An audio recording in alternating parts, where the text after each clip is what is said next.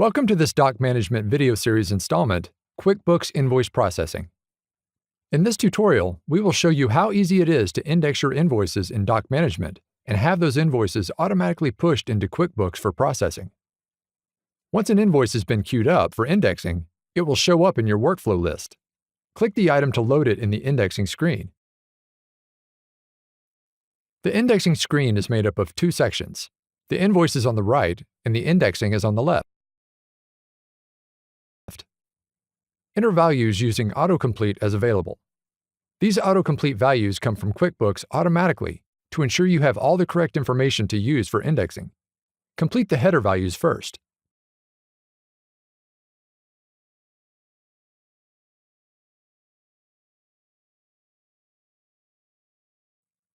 Next, enter the line item values.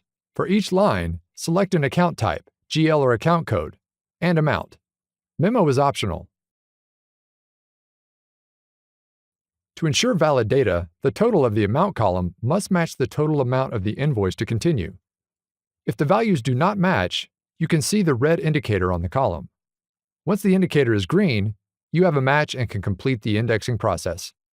When you're done indexing, click the Complete button on the top of the screen. This completes the indexing and sends the invoice to await transfer into QuickBooks. Load the QuickBooks Web Connector using the File, Update Web Services menu option.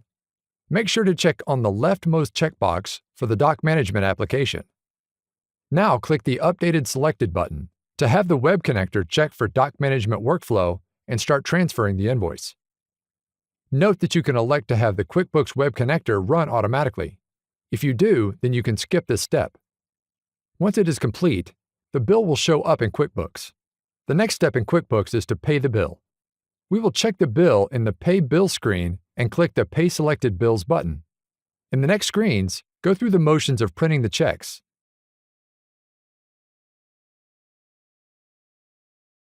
Once you're done printing the checks, go back to the QuickBooks Web Connector and have it run one more time.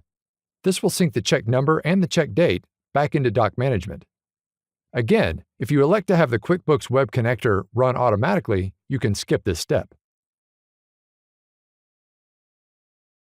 When we look at this invoice from before the bill was paid in QuickBooks, we can see that the check number and the check date fields are empty. However, after the bill is paid, we now see that the check number and check date have been populated from QuickBooks. Thank you for your interest in the Doc Management QuickBooks Invoice Processing tutorial.